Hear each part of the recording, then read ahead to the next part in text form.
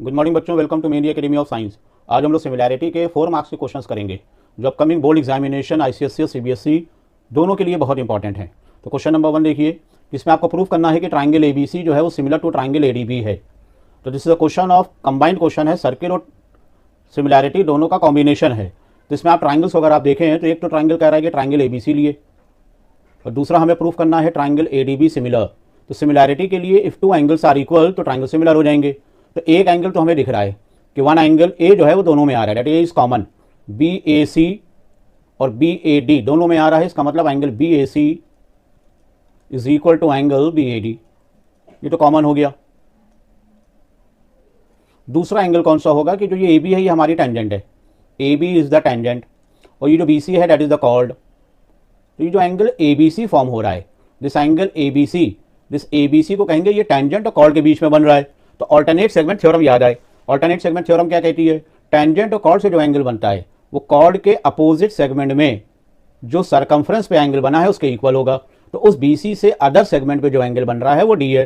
That means angle A B C will be equal to angle B D A. ध्यान रखिएगा, जो आपको angle का नाम लिखना है उसमें ये तीनों लेटर आना चाहिए। तो बी डी सी ना लिखिएगा, बी डी ए लिख दिए। And that is the reason for this is alternate segment theorem. तो ट्राइंगल सिमिलर हो गए। तो triangle ABC similar to triangle ADB by a rule. अब जब सिमिलैरिटी हो गई तो रेशियो ऑफ साइड लिख सकते हैं। तो अब रेशियो ऑफ साइड कैसे लिखें? वेरियस मेथड्स हैं लिखने के। If you want you can go through the other video link provided in the description box. एक मेथड ये है, क्योंकि हमने ये सिमिलर लिख दिया है, इसका मतलब फर्स्ट 2 साइड ले लिए ए बी, इसकी पहली 2 ले लिए, इसकी फर्स्ट 2 अगर लेंगे तो ए डी आ जाएगा। तो A B upon A D हो जाएगा पहले 2। या फिर यहां से बीच का लेटर हटा सकते हैं आप, तो आप ऐसे लिख सकते हैं ए सी, इस मेथड से लिखना है, बीच का लेटर ये रिमूव कर दिए। तो A C upon B A will be equal to, second में बीच का लेटर हटा दें, ए एंगल इसमें भी ए है तो इसमें बचा बी सी और बी डी। और थर्ड रेशियो क्या होता है? इनका कॉमन लेटर हटा दिए तो ए बी अपॉन, इसका भी कॉमन लेटर हटा दें, ये हटा देना, रिमूव कर देना है। So we are getting A D. अब देखना है कि इसमें से कौन से 2 रेशियो हम लेंगे, कौन से 2 रेशियो लिए जाएं। देखिए हमें ए सी फाइंड करना है, तो इसमें 3 साइडें आपको पता हो। तो ए सी जो फाइंड करना है, सपोज कर लेते हैं वो एक्स है, तो let the value of A C is X and you can put it in the diagram. तो the value of A C तो एक्स है। What is the value of B A? B A हमारी 6 दी हुई है, B A is 6। What is the value of B C? B C तो नहीं पता है, बी डी ए भी नहीं गिवन है। नेक्स्ट हम ले रहे हैं ए बी और ए डी। तो the value of A B is 6 and the value of A D, अब देखिए ए डी दिया नहीं है, ए से लेके डी तक गिवन नहीं है, but if you look at the diagram तो आप कहेंगे कि ए से डी तक x प्लस 5 होगा। That will be x plus 5। Now do the cross multiplication. So what we are getting, cross multiply अगर कर लें so we are getting x into x plus 5 मतलब x square plus 5x equal to 36, और we can say x square plus 5x minus 36 equal to 0। This is the quadratic equation, और इसके हम लोग factor कर सकते हैं। 9 4 फैक्टर कर लिएगा, you will be getting x plus 9 और x minus 4। That means the value of x यहाँ से 2 फाइंड हो रही है। एक x की वैल्यू तो आ रही है -9, ये नॉट पॉसिबल है, साइड नेगेटिव नहीं हो सकती। That means the value of x is coming as 4। तो finally the answer is A C equal to 4। The value of A C is coming as 4। इसी से एक रिजल्ट भी होता है जो आप याद भी कर सकते हैं कि अगर ये क्वेश्चन ऑब्जेक्टिव का होता सिर्फ सेकंड पार्ट अगर से पूछा जाता तो एक रिजल्ट क्या मिलता है? थ्योरम एक और है हमारे पास। सेकंड पार्ट के लिए थ्योरम डायरेक्ट है कि A B is a tangent और ए डी हमारी सेकंड है। Tangent secant theorem, tangent secant theorem, tangent secant theorem क्या कहती है कि जहां से टेंजेंट और सेकंड मिल रहे हैं, जैसे यहां टेंजेंट सेकंड दोनों ए पे मिल रहे हैं, तो ए से स्टार्ट करिए, तो A two C into A two D will be equal to A B square. That this is the direct result of circle. लेकिन क्योंकि फर्स्ट पार्ट सिमिलैरिटी था तो we have to show the similarity. अगर सिर्फ ए सी पूछा गया होता तो हम ये रिजल्ट डायरेक्ट लिख देते। और the value of A C is x, the value of A D will be x plus 5 और the value of A B हमारी 6 है। इसको सॉल्व करते सेम रिजल्ट आता, the value of A C you will get 4। So now moving to the next question number 2 देखिए। अब आप question number 2,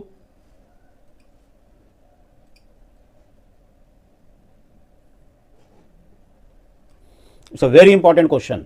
इसके भी रिजल्ट्स आपको याद रखना चाहिए, बहुत इंपॉर्टेंट क्वेश्चन है ये। इस ईयर के लिए ये एक्सपेक्टेड है। आई थिंक हमारे हिसाब से 99% ये क्वेश्चन एग्जाम में आएगा इस टाइप का। What is the speciality in this question? देखिए भाई, पहले तो इसमें ABC एक राइट एंगल ट्राइंगल है, ABC राइट एंगल है जिसमें B एंगल 90 डिग्री का गिवन है, the angle B is 90 degree, this is given. दूसरा क्या खासियत है कि जो B 90 है उस B से हाइपोटेन्यूज पे एक और 90 बनाया है। तो इस टाइप के क्वेश्चन में 3 रिजल्ट्स हैं जो भी लेटर ऑन हम लोग डिस्कस कर लेंगे। तो ये एक ABC राइट एंगल ट्राइंगल है, 90 से हाइपोटेन्यूज पे 90 बनाया है, स्पेशल केस है ये। And now they are saying कि you have to prove BD square equal to AD into DC। This result we have to prove. तो तरीका क्या होता है प्रूफ का कि ये जो यहाँ पे नाम आ रहे हैं BD AD DC, ये 3 नाम हैं। इन 3 नाम से आपको सोचना है कौन सा ट्राइंगल लें जिसको हम सिमिलैरिटी प्रूफ कर लें। क्योंकि इसमें BD स्क्वायर है, इसका मतलब BD रिपीट होना है, मतलब दोनों ट्राइंगल में BD आए। तो पहला काम है ट्राइंगल का सिलेक्शन। तो ट्राइंगल का सिलेक्शन क्या है कि BD दोनों में आए। दैट मीन्स एक हम ट्राइंगल लेंगे ABD ट्राइंगल जिसमें BD आ गया, उसमें AD भी आ गया। दूसरा ट्राइंगल ले लें हम BDC, मतलब दोनों छोटे ट्राइंगल ले लें। तो if we take triangle ABD and triangle BDC, अब ये देखना है कि वेदर दे आर सिमिलर और नॉट। अब सिमिलर के लिए 2 एंगल इक्वल हो। यहां पे एक एंगल तो हमें दिख रहा है कि अगर आप ABD को देखें तो D एंगल 90 डिग्री है, D एंगल तो 90 है, मतलब इन this triangle angle ADB is 90। और अगर आप BDC को देखें तो भी D 90 है, इसका मतलब एंगल BDC, ये दोनों ही 90 है। 1 एंगल आई हैव शोन। अब दूसरा एंगल कौन सा है? तो प्रॉब्लम आती है इसमें दूसरे एंगल की, इसीलिए स्पेशल क्वेश्चन है। अब सेकंड कोई भी एंगल इक्वल डायरेक्ट नहीं दिख रहा है। तो सपोज कर लिए कि ये एंगल C हमारा x है, let angle C is x। या आप एंगल A को भी x मान सकते हैं, या आप एंगल DBC को भी x मान सकते हैं, या DBA को भी x मान सकते हैं। किसी एक एंगल को x मानना है। तो suppose I am saying C हमारा x है। अगर हम छोटा ट्राइंगल लें, if you take the smaller triangle CDB triangle लें, तो इसको तो हमने x मान लिया है, ये हमारा 90 है। बचा हमारा DBC, तो हम कहेंगे x plus 90 plus DBC will be 180। Sum of interior angle of a triangle is 180। यहां से एंगल DBC की वैल्यू फाइंड हो गई। द वैल्यू ऑफ DBC 90 धरा के माइनस होगा, x भी माइनस होगा, तो you'll be getting 90 minus x। मतलब ये DBC एंगल हमारा 90 माइनस x आ गया है।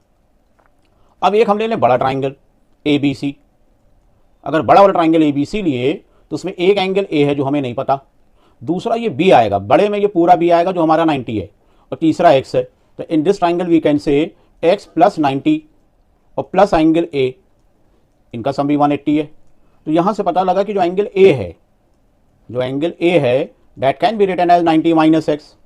इसको ना ये भी 90 माइनस x है, this is also coming as 90 minus x।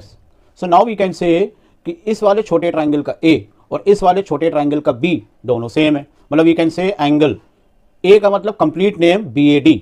तो एंगल BAD जो फर्स्ट ट्राइंगल का है that will be equal to angle DBC of the second triangle. इसका रीजन क्या होगा? दोनों 90 माइनस x हैं। ये हमने दिखाया है 1 और 2 पे, फ्रॉम 1 एंड 2, 1 और 2 पे। 1 पे ये 90 दिखाया है और 2 पे ये 90 दिखाया है। Now these 2 angles are equal, therefore triangles are similar. अब जब ट्राइंगल सिमिलर हैं, now we can write the ratio. अब रेशियो लिखा जा सकता है। रेशियो की वही सेम ट्रिक, बीच का एंगल का लेटर हटा दिए। So what is the ratio? AB upon BC is equal to BD upon, इसमें DC होगा, इसमें BD होगा, BD upon DC, and that will be equal to, next कौन सा लिखना है? B लेटर हटा दें, तो AD अपॉन BD। लेकिन अगर हम ये 4 पार्ट ले लें, ये ले लें 4 और क्रॉस मल्टीप्लाई करें, ये D लिखा हुआ है, this is D। If you do the cross multiplication, so we are getting BD square equal to AD into DC। तो ये बहुत इंपॉर्टेंट रिजल्ट है। अगर प्रूफ का क्वेश्चन बना तब तो आपको इतनी वर्किंग करना है, अदरवाइज अगर सिर्फ वो BD पूछ रहा है, जैसे प्रूफ के साथ पूछ रहा है, तो first you have to do the proof. Otherwise this result you should remember कि 90 से जब हाइपोटेन्यूज पे 90 ड्रॉप करते हैं तो इस BD का जो स्क्वायर होगा वो product of AD into DC होगा। And now if you put the value over here, तो BD square will be equal to, AD हमारा 4 है, अब DC गिवन नहीं है but we can find this value कि ये DC हमारा 9 आ जाएगा। 13 माइनस 4 दैट इज 9, तो 4 इंटू 9, तो यहां से BD की वैल्यू आ गई है 6। The value of BD is coming as 6। This question again I am saying very important question. अगर आप देख रहे हैं तो इसको हमेशा ध्यान रखिएगा। जिस दिन एग्जाम है उसके एक दिन पहले इस क्वेश्चन को जरूर देख के जाइए आप। Moving to the next question.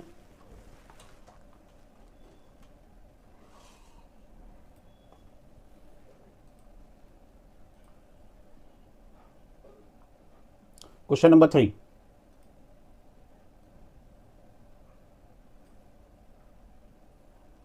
in the given figure angle B is equal to angle E, angle ACD equal to BC, which is already marked in the question कि जो एंगल B है वो इक्वल दिया हुआ है E के, और angle ACD, this ACD is equal to angle BCE, ये दिया हुआ है ऑलरेडी, और the value of AB is 10.4, AB दी हुई है 10.4, द वैल्यू ऑफ D दिया हुआ है 7.8। तो फर्स्ट स्टेप यही होता है कि आप डायग्राम में मार्क कर लिए। And now they are saying find the ratio of area between triangle ABC और DEC। देखिए अगर ये MCQ का क्वेश्चन है तब तो एरिया का रेशियो साइड के रेशियो के स्क्वायर होता है, तब तो आप डायरेक्ट कह देंगे कि 10.4 अपॉन 7.8 का स्क्वायर। अगर ये MCQ में पूछा गया है तब तो आप डायरेक्ट कहेंगे कि area of triangle ABC upon triangle DEC, area का रेशियो साइड के रेशियो के स्क्वायर है। ABC की साइड 10.4 है, इसकी 7.8 है, तो उसका स्क्वायर होगा। But if it is in the subjective 3 और 4 में आ रहा है तो first you have to show the similarity, पहले सिमिलैरिटी दिखाना है आपको। तो which two triangles we have to take, तो हमें लेना है triangle ABC and triangle DEC, ये दो ट्राइंगल हमें लेना है। अब देखना है कि इसमें दो एंगल इक्वल हैं, तो एक तो देखिए B इक्वल है, इसमें कोई इशू नहीं है, लिख लिया जाए कि angle ABC of first triangle और angle DEC of the second triangle they are equal, this is given. Now what is the second angle, अब जो एंगल दिया है वो ABC में नहीं आ रहा है, ये जो एंगल C गिवन है ये इसके इक्वल, वो इन दो ट्राइंगल्स में नहीं आ रहा है। तो जो बीच का एंगल, अगर आप ध्यान से देखिए तो ये जो एंगल DBC है, एंगल DBC, ये सपोज कर लेते हैं x है, तो अगर ये एंगल x है तो यहाँ BCA, तो सपोज कर लिए जा y है समझने के लिए, तो एंगल BCA कितना होगा, कहेंगे x प्लस वाई है। तो अगर यह एंगल y है तो फिर ये भी y होगा। तो फिर एंगल DCE, ये एंगल कितना है, तो आप कहेंगे x प्लस वाई है। तो ये चीज एग्जामिनर को आपको दिखाना होगी, इसको कहते हैं साइड वर्किंग। तो हमारी साइड वर्किंग क्या है कि हमने मान लिया कि लेट एंगल DCB जो है, एंगल DCB को हम माने ले रहे हैं x, और एंगल DCA जो इक्वल दिया हुआ है एंगल DCE के, जो इसके इक्वल दिया हुआ है, इसको मान लेते हैं y। DCA किसके इक्वल दिया हुआ है, एंगल BCE, इसको सपोज कर लेते हैं y। तो नाउ यू कैन से कि जो एंगल ACB है, ACB टोटल, तो आप कह सकते हैं वो x प्लस वाई है, डायरेक्ट लिखा जा सकता है। और अगर एंगल हम DCE की बात करें, DCE, तो भाई वो भी x प्लस वाई होगा। तो दोनों ही इक्वल आ गए, तो यहां लिख दिया जाए कि angle ACB of first triangle equal to angle DCE of the second triangle, why they are equal, दोनों x प्लस वाई है। ये हमने वर्किंग यहां दिखाई हुई है, this is point number 1 and point number 2, तो you can say from 1 and 2। जब ये दोनों एंगल इक्वल हो गए, देयरफॉर ट्राइंगल्स आर सिमिलर। अब जब ट्राइंगल सिमिलर हो गए तो रेशियो ऑफ साइड लिख लिया जाएगा। रेशियो ऑफ साइड क्या होगा, तो सेम अप्रोच, मिडिल लेटर हटा के आपको लिख देना है। तो you will say AC upon DC equal to AB upon, ये जो DC आ जाएगा इसमें AB आ गया, तो इसमें DE आ जाएगा, DE AB अपॉन DE, और इक्वल टू तीसरा आपको लिखना है, तो that will be equal to BC upon, बीच का लेटर हटा देना जो रिपीट हो रहा हो, C। अब आपको एरिया निकालना है, we have to find the area. तो area of triangle ABC upon area of triangle DEC। Area क्या होता है कि एरिया का रेशियो साइड में कोई भी साइड का रेशियो लिए उसका स्क्वायर होता है। हम वो लेंगे जो वैल्यूज पता है, तो हमें AB पता है और DE पता है, so we will say this is equal to AB upon DE whole square. That means this will be equal to 10.4 upon 7.8 whole square. बाकी आप इसको रिड्यूस कर लिए, इसको रिड्यूस कर लिया जाए, किससे कैंसिल हो रहा है भाई, 13 से अगर कैंसिल करते हैं तो 13 6 78 और 13 8 टाइम्स, तो 8/6, बाकी ये 4/3, but a square is there, तो फाइनल आंसर हमारा आ जाएगा 16:9। सो वंस अगेन कि अगर ये सिर्फ रेशियो पूछा जाता है MCQ में तो डायरेक्ट आप कहते हैं साइड के रेशियो के square, but if it is in the subjective part तो आपको पहले एंगल प्रूफ करना है। तो ये वो क्वेश्चन है जिसमें जो एंगल गिवन है उसके साथ साथ एक हमें कॉमन एंगल मिल जाता है। जब कॉमन मिल जाता है तो वो एंगल दोनों साइड ऐड करने से कंप्लीट एंगल इक्वल हो जाता है, and then we can get two angles to be equal. Moving to the next question, question number 4 है I think.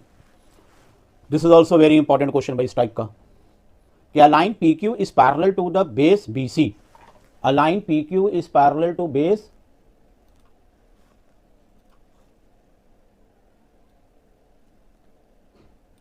Align P Q. Diagram में the value of P Q is not given, just a minute. हाँ, सो इसमें तो P Q is drawn parallel to B C, so this point is P Q parallel to B C. Maybe they can give the diagram or you have to make the diagram. So ABC is a triangle in which PQ is parallel to BC, which means side AB and AC at P. AB को P पे मिल रहा है और AC को Q पे मिल रहा है, and they are saying AP upon PB इसको लिख लें अगर, is 1/3। ये 1/3 और आपको फाइंड करना है, पहला है एरिया का रेशियो। एरिया का रेशियो क्या होगा? तो एरिया का रेशियो साइड के रेशियो के स्क्वायर तब होगा जब वो दो ट्राइंगल सिमिलर हैं। तो पहले आपको प्रूफ करना पड़ेगा कि ट्राइंगल ABC और APQ दोनों सिमिलर हैं कि नहीं है, आर दे सिमिलर और नॉट। अब वो सिमिलैरिटी के लिए ABC is the bigger triangle और APQ हमारा छोटा ट्राइंगल है, तो इसमें पैरेलल दे ही रहा है, तो P वाला एंगल B के इक्वल है, काफ़ी सिंपल सी सिमिलैरिटी है। और जो Q एंगल है वो C के इक्वल है, करस्पॉन्डिंग एंगल। तो if you take triangle APQ and triangle ABC, if you take these two triangle, so we can say angle APQ will be equal to angle ABC, that is corresponding angle, और angle AQP is equal to angle ACB, ये भी corresponding है। therefore triangle similar हो गए। जब similar हो गए तो रेशियो ऑफ साइड लिख दिया जाए। तो रेशियो ऑफ साइड क्या लिखा जाए? वैसे अगर आप प्रीवियस हमारे का वीडियो देखिएगा, ये पैरेलल लाइन जब भी दी होगी तो आसान तरीका है लिखने का कि जहाँ से पैरेलल लाइन के सामने जो लेटर लिखा हो, जो भी पैरेलल लाइन के सामने हो, वहाँ से बोलना शुरू करिए। पहले छोटा पार्ट, फिर आपको बड़ा पार्ट बोलना है, मतलब AP AB, फिर AQ AC, लास्ट में PQ अपॉन BC। तो ये पैरेलल के केस में ऐसे जल्दबाजी हम कर सकते हैं। तो रेशियो क्या आ गया? AP upon AB equal to PQ upon BC और equal to AQ upon AC। तो पहला तो वो कह रहा है इसका एरिया का रेशियो बताइए। तो रेशियो ऑफ एरिया क्या होगा? एरिया ऑफ ट्राइंगल ABC और area of triangle APQ, area का रेशियो। इनमें से कोई भी एक साइड ले सकते हैं हम। अब देखना क्या है कि कौन सी साइडें लें जो दोनों पता हो। अब ये AP है तो हमें AP तो गिवन नहीं है, AB भी नहीं गिवन है, तो ये जो रेशियो दिया है, इस रेशियो से और हम क्या फाइंड कर सकते हैं, इसका यूज़ किया जाए तो यहाँ से कहा जा सकता है कि अगर AP सपोज 1K है तो PB हमारा 3K होगा। अगर आप डायग्राम में रख दिए तो ये हमारा 1K है तो PB हमारा 3K है, तो फिर AB कितना होगा? तो कहेंगे द वैल्यू ऑफ AB तो भाई हो जाएगी 4K। तो अब हमें AP और AB पता लग गया है। इसका मतलब ये एरिया किसके इक्वल है? तो AB, ध्यान रखिएगा अब यहाँ ABC ऊपर लिखा है तो हमें इसको AB को ऊपर लिखना है, AP को नीचे। तो AB upon AP whole square. And what is the value of AB? 4K और AP कितना है? 1K। So the answer is 16:1।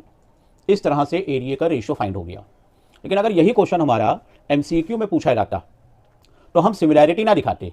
अगर MCQ होता तो हम ये डायरेक्ट रिजल्ट लिख देते कि हमें पता है कि जब ये दो लाइनें पैरेलल होती हैं तो इस पॉइंट से बोलना शुरू करना है और ये रेशियो होता है, और एरिया का रेशियो इन्हीं में से किसी एक का स्क्वायर होता है, और ये अजम्पशन लेके हमें AP और AB पता लग जाता तो एरिया का रेशियो फाइंड हो जाता।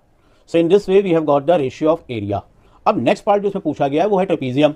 तो ट्रेपीजियम में कोई सिमिलैरिटी का कंसेप्ट नहीं लगना है, ट्रेपीजियम में सिमिलैरिटी नहीं लगना है। When ever the word trapezium comes तो समझ जाइए पहले आपको एरिया ट्राइंगल का निकालना है, ratio of area of triangle he find करना है पहले, जो फर्स्ट पार्ट में उसने हिंट के तौर पे दे दी थी।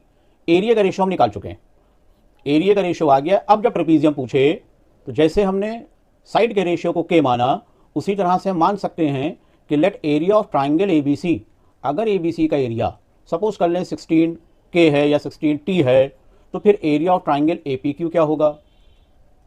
तो कहेंगे 1T होगा। तो फिर ट्रेपीजियम का एरिया कितना होगा? एरिया ऑफ ट्रेपीजियम BCQP वो कितना होगा? तो if you look at the diagram, अगर आप डायग्राम को ध्यान से देखिए तो पूरे ट्राइंगल का एरिया 16T है और छोटे वाले का एरिया, इसका एरिया 1T है, पूरे का 16T है, तो क्या इसका 15T नहीं होगा? 16T minus 1T। इसका मतलब ट्रेपीजियम का एरिया, ये जो ट्रेपीजियम बना है इसका एरिया हमारा 15T है, तो डैट मीन्स अब एरिया का रेशियो निकल आएगा। तो एरिया ऑफ ट्रेपीजियम कितना हो जाएगा? That will be 15T। अब उन्हीं ने पूछा क्या था? उन्हीं ने कहा था triangle, have a look on the question. वो पूछ रहा है PQ एरिया APQ ऊपर लिखना है और ट्रेपीजियम नीचे, तो area of triangle APQ upon area of trapezium B, चलिए B से बोल देते हैं BCQP। तो ट्राइंगल APQ का 1T है और इसका 15T है, दैट मीन्स आंसर इज 1:15। अगर वो यहाँ पे ट्राइंगल ABC लिख देता तो हम यहाँ 16 लिख देते, नीचे 15 लेते, 16/15। ट्रेपीजियम ऊपर लिख देता तब भी हमारा आंसर आता। तो इस तरह से क्वेश्चंस को थोड़ा ट्विस्ट करेगा। तो जब भी ट्रेपीजियम का एरिया निकालना होगा, हमेशा आपको पहले एरियाज ट्राइंगल्स का निकलेगा रेशियो, उसके बाद आपको 50 एज्यूम करके ट्रेपीजियम का फाइंड हो जाएगा। Moving to the next question, question number 5। CBSE board के लिए बहुत इंपॉर्टेंट क्वेश्चन है। It can be asked in MCQ also और in a long question also. Question number 5 है, a vertical pole of height 6 meter cast a shadow of length 4 meter on the ground. At the same time, a tower cast a shadow of 28 meter long. Find the height of the tower. What the question says कि एक पोल है, एक tower है, पोल की height दी हुई है, उसकी shadow 4 है। तो सपोज हमने कहा भाई ये पोल है, AB इज द पोल, इसकी हाइट दी हुई है 6, इसकी शेडो बन रही है ऑन द ग्राउंड बनेगी, कि सपोज शेडो का मतलब सन यहाँ होगा, इसकी लाइट फॉल हो रही होगी और इसकी लाइट इस पोल से ब्लॉक हो जाएगी, ब्लॉक होके ऐसे आएगी, तो ये हमारी शेडो हो गई। This is the shadow. Shadow की लेंथ दे रहा है 4, तो कुछ तो एंगल बनेगा यहाँ पे, और जो पोल है वो हमेशा देखिए 90 डिग्री एंगल बनाएगा। उसी टाइम पे एक टावर भी है, उसी पे एक टावर है, तो टावर है तो ये टावर है भाई।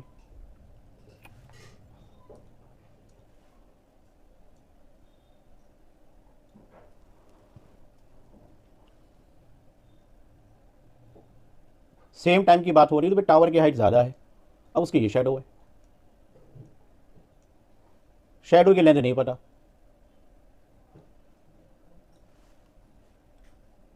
Length of shadow we have to find. Length of shadow is given, sorry this 28 नहीं दिया हुआ है, लेंथ ऑफ शेडो 28 है और हमें टावर की हाइट निकालना है, height of the tower we have to find. तो इसमें जो एक वर्ड आ रहा है ना सेम टाइम, ये बहुत इंपॉर्टेंट है। सेम टाइम, सेम टाइम का मतलब टाइम अगर सेम है तो इसको कहेंगे this is the angle of elevation, कि सन कितने एंगल पे है, तो जितना एंगल यहाँ बन रहा होगा उतना ही एंगल यहाँ भी बनेगा, कि because it is at the same time, तो उस टाइम पे जो सन की लाइट ग्राउंड पे गिर रही होगी वो दोनों केस में एंगल हमारा सेम होगा। तो इफ वी से कि ABC वो ट्राइंगल है जो पोल से बना है, और सपोज दिस इज DEF, ये वो ट्राइंगल है जो टावर से बना है, तो पोल भी 90 टावर भी 90, एक एंगल सेम। दूसरा क्योंकि सेम टाइम है तो ये एंगल C और एंगल D दोनों सेम है। इसका मतलब जो ट्राइंगल ABC है, triangle ABC is similar to triangle D। अब ध्यान रखना होगा लेटर्स का, या तो आप एंड वर्ड लिख दिएगा, एंड ट्राइंगल DEF ये सिमिलर है।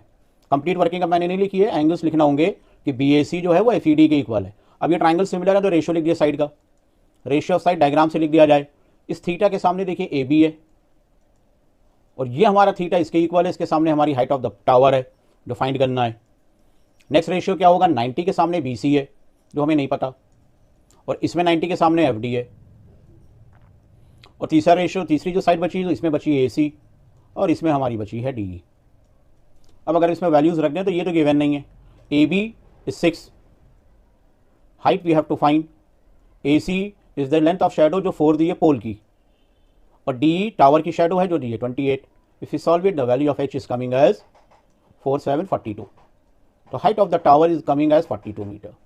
सिमिलैरिटी दिखाना होगी लाइक दिस, कि triangle ABC and triangle DF, आपको लिखना होगा कि एंगल BAC किसके इक्वल है, एंगल FED के, and that is equal to 90 degree. दूसरा लिखना होगा angle BCA equals to angle FDE। Why they are equal, क्योंकि सेम टाइम है, एंगल ऑफ एलिवेशन है, angle of elevation at same time, at same time, इसलिए दोनों angle same है। Therefore triangle similar, triangles are similar. This working तब करना है जब सब्जेक्टिव में है, लेकिन ये क्वेश्चन थोड़ा छोटा भी है, इसको हम ऑब्जेक्टिव में अगर ये क्वेश्चन आ रहा है, अगर ये MCQ में सेम क्वेश्चन पुट अप होता है तो हम लोग कह देंगे कि जो 6 है that is the height of the pole, तो H1 upon height of the pole upon shadow of the pole should be equal to height of the tower upon shadow of the tower, that is H2 upon H2। If you put the values over here, तो 6 upon 4 equals to height of the tower we have to find, and the length of the shadow of tower 28. If you do the cross multiplication, the H2 is coming as 42 centimeter. So in this way, in short way also, we can get the answer. Hope all these 5 questions are clear. Do like and subscribe my channel.